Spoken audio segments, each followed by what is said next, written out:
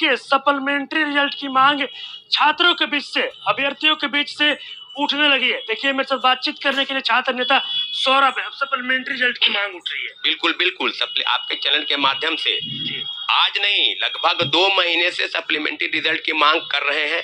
BPSC द्वारा जो notice गया था 3 जनवरी के पत्र पर, हम ही लोग उसी पत्र के हवाले से बिहार सरकार के तमाम बड़े नेता, पहले महागठबंधन में थे, आज एनडीए में है, बिहार में एनडीए की सरकार है, जो एनडीए के नेता थे सम्राट चौधरी और विजय सिन्हा और सुशील मोदी राज्यसभा सांसद, वो स्पष्ट बोलते थे कि पूरक परिणाम जारी होगा, इस पर निश्चित रूप से छात्र अभ्यर्थियों का हक है।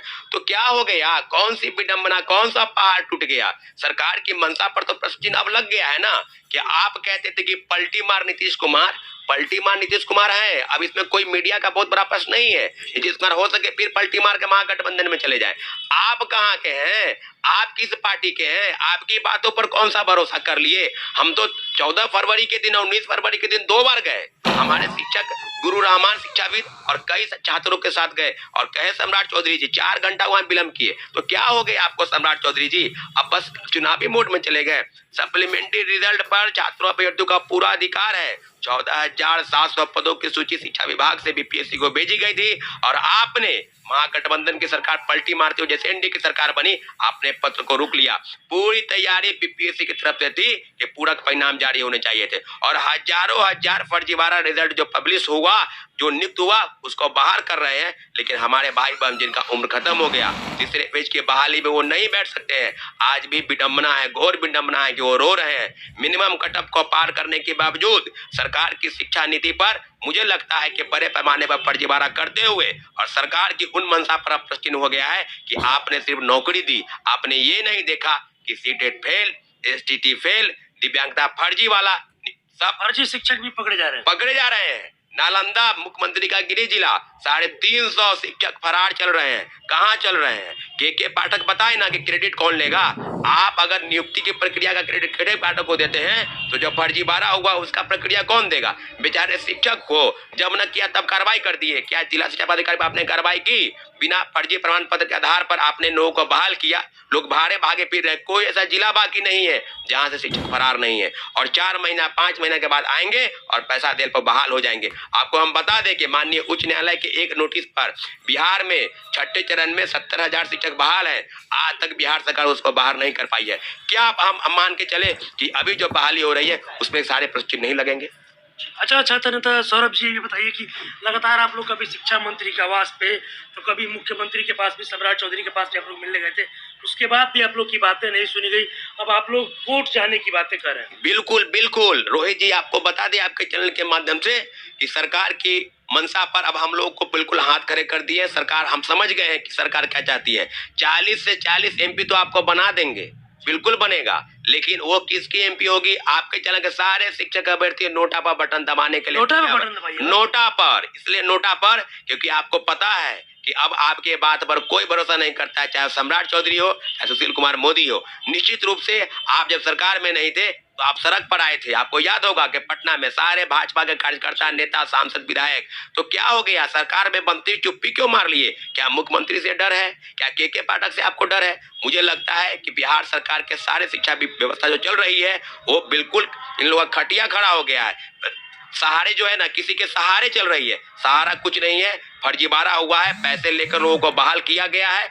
जिला शिक्षा पदाधिकारी और डीपी और डीपीएम के स्तर पर जिस तरह की गड़बड़ियां हुई है, क्रेडिट लेने के होर पर जो लगा था कि हम ले लेंगे अतुल प्रसाद और कभी के पाठक, उसी का नतीजा है। आपके कहने का मतलब है कि सत्ता में आने के बाद ही सम्राट चौधरी हो या विजय सिन्हा हो या फिर सुशील मोदी हो, जो अभ्यर्थियों की बात थी उसको वो भूल गए। बिल्कुल बिल्कुल, ये सत्ता का एक नेचर होता है। जब सत्ता में आप नहीं होते हैं तो रोजगार के नाम पर, युवाओं के नाम पर, वोट के नाम पर किसान का बात करेंगे, नौकरी की बात करेंगे। जैसे ही आप सत्ता में चले जाते हैं आप चुप्पी साध लेते हैं, धृतराष्ट्र बन जाते हैं, कुछ पता ही नहीं है। सारा महाभारत रच गया। के पाठक इतना पावरफुल है कि नोटिस अगर जाएगा तो रोक लेगा।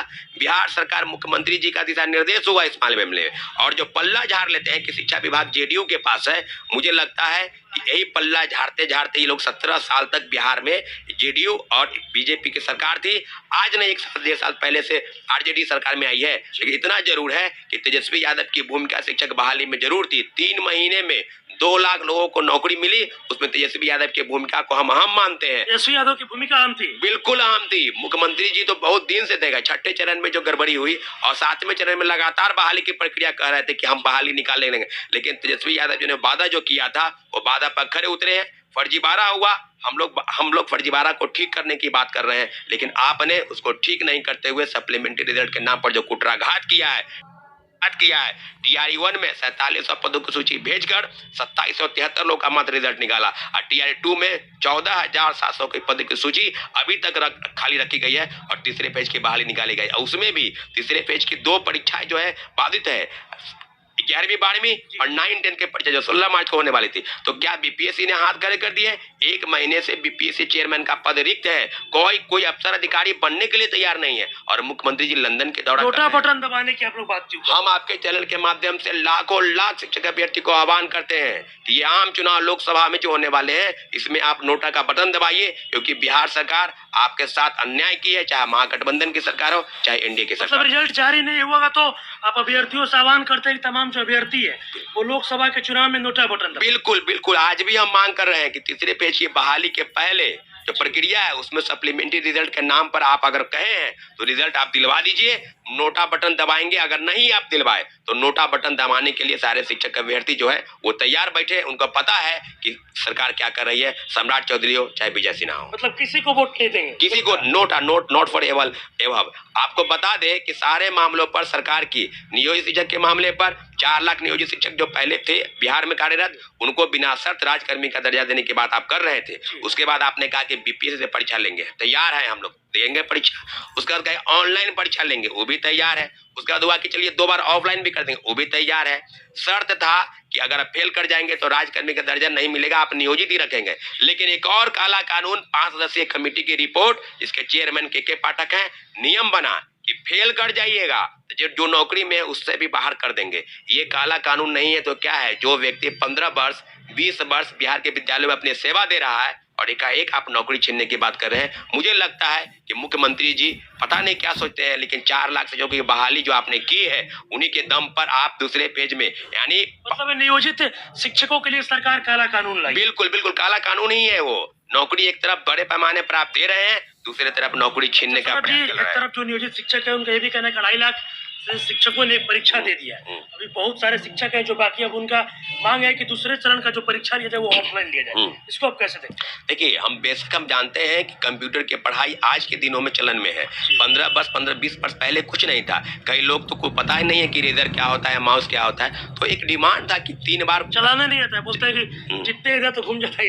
बिल्कुल वो जो माउस होता है वो कहाँ से कहाँ, तीर वाला जो बात है वो कहाँ से कहा जाए।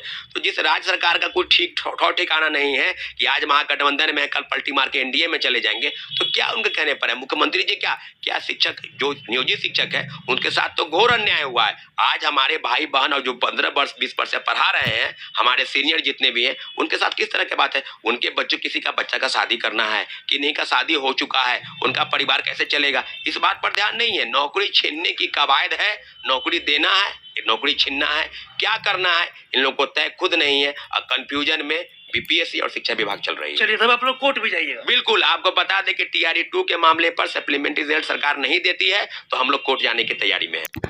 तो दोस्तों, आपने सुना संदीप सौरभ सर ने क्या कुछ बातें बताई और उनका साफ तौर पर कहना है कि अगर टीआरई 2.0 में सप्लीमेंट्री रिजल्ट जारी नहीं किया जाता है तो आने वाले लोकसभा चुनाव में उन्होंने सभी शिक्षक अभ्यर्थियों से अपील की है कि सभी जो शिक्षक अभ्यर्थी हैं वे नोटा पर ही बटन दबाएंगे। तो फिलहाल इस वीडियो में इतना ही। आगे की अपडेट के लिए चैनल के माध्यम से जुड़े रहिए। धन्यवाद।